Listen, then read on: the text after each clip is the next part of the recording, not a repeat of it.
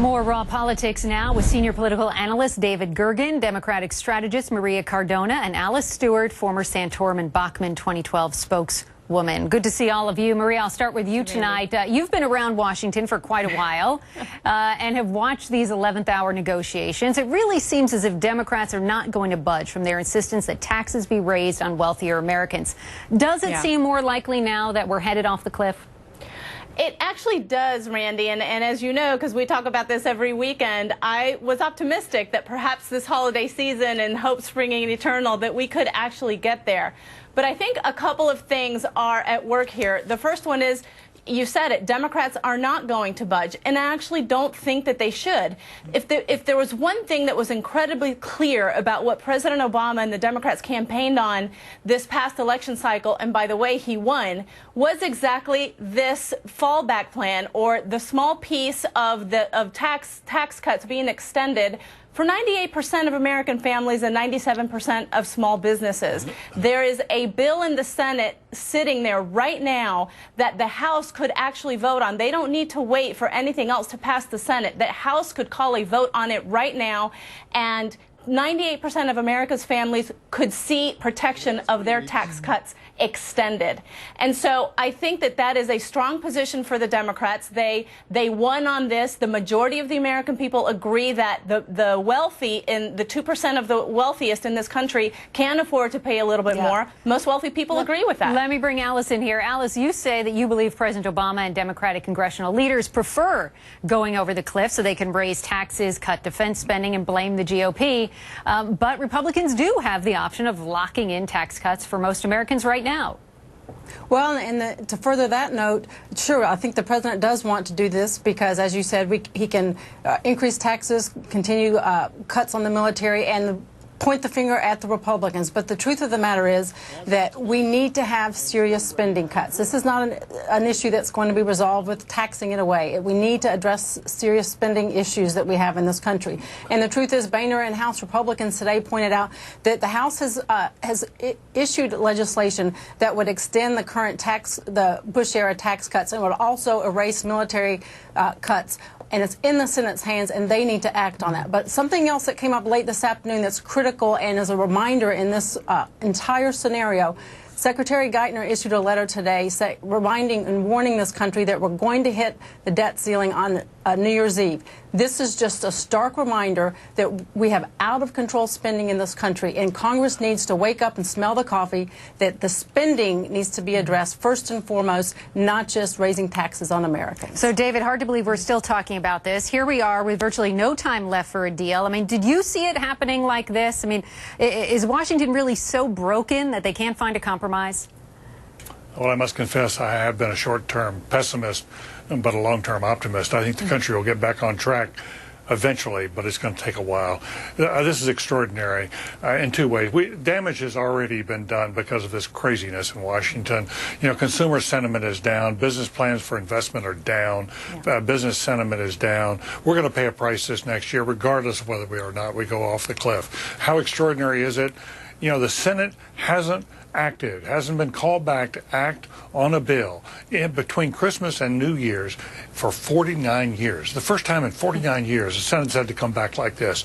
And I think the prospects, as both of the others are pointing out, I think the prospects are strong that we're going to go over the cliff. They're high because the differences are so big. I mean, the Republicans are going to clearly get most of the blame if we go over the cliff on taxes. But the Republicans have an argument. Look, the president promised us for every $1 of tax increases, he would put on the table $2.50 of spending decreases. The dollars for tax increases are on the table. The dollars for spending decreases aren't on the table. But the Republicans will pay the price. Yeah, so when you look at the Republicans, I mean, was it a mistake for the Republicans to get into this fight over taxes then? I mean, they could have had the more popular message about cutting deficit spending, right? That's a really good question. You know, the truth is they'd been a lot better off taking the deal that John Boehner was negotiating with President Obama way back when. It was a better deal all the way around. They missed that moment. But I think the real fear is not who pays the price. I think the Republicans have a point, but they're going to pay the price. But the real people are going to pay the price are Americans, middle class. You know, this is crazy. It's nuts to be putting us through this. Maria, Randy, if I could... Maria, all the focus, though, on tax cuts, but the revenue from increasing the taxes on the wealthy will barely make a dent in the deficit, to say nothing of the trillions in debt that we're talking about. I mean, is this all just some symbolic fight that the president is determined to win just off his reelection? No, it's definitely not symbolic, Randy, because there will be money raised if the tax cuts for the top 2% actually are left to expire.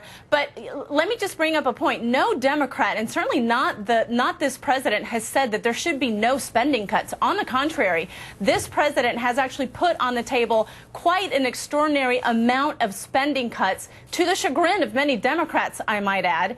Are they to the extent that the grand bargain was several months ago last year? No, of course not, because the president is in a much stronger political position right now.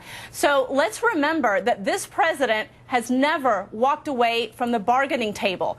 The Speaker of the House has walked away twice now. So David's right. Republicans will get the blame politically. Does that mean that we should not start, we shouldn't continue to try? No, because ultimately Americans are the ones who are going to be hurt, if especially those middle-class families. And let's remember, there's a bill today in the Senate where the House could pass it tomorrow if they wanted to protect the majority of America's middle-class families. But Alice, even so, Alice, which is a worse political fate for Republicans, going over the cliff or voting to increase taxes on wealthy Americans and some small businesses? I mean, if we go over the cliff, Republicans didn't have to vote for a rate increase, and then they can come back and cut taxes in the new year. Look pretty good, right?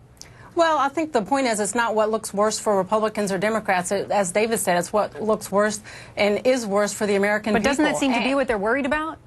Well, what the Republicans are concerned with most is this out-of-control spending. And to your point about tax increases not addressing the problem as a whole, what we're looking at now with this fiscal crisis is like a mortal wound to our chest. We have blood gushing out of our chest, and President Obama and the Democrats come along and put a Band-Aid on our forehead, and we continue to have problems coming out of a different area, and they're not addressing the real problem. We need to attack the spending, and we need to not just raise taxes, because even if we, for argument's sake, give the president every tax increase he wants, we're still looking at $1 trillion debt every single year. We need to address the spending in this country. And the president has addressed that. That's why I made that point. No one's saying that there should be no spending cuts. He has done that. So, David, in terms of... Yes, David.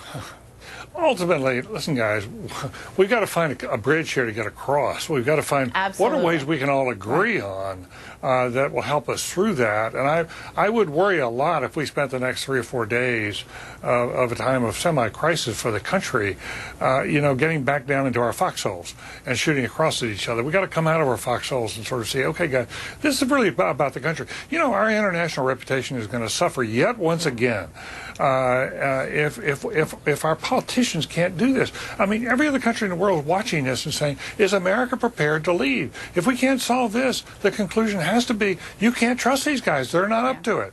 But if we do go over the cliff, David, and the nation does slide back into a recession, as many forecasters predict, sure.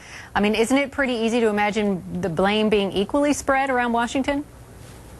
I think the Republicans will pay the biggest price in the beginning. How it gets resolved over time, I'm not sure. The president so far has, the fact is the Republicans have been losing the message war on this. Everybody knows that. The fact is that it's being painted as a party that's too extreme, too far to the right. It's got to get back into, I think, for its own sake, it needs to listen to more of this, the right of center, not the far right, and figuring this out. The Republican Party can repair itself over time, but right now it has to act as if, look, the country's needs come first. What do we need to do to protect the country's welfare? And that's the spirit. If that spirit takes hold here, we all thought it would come with the end of the elections. It didn't.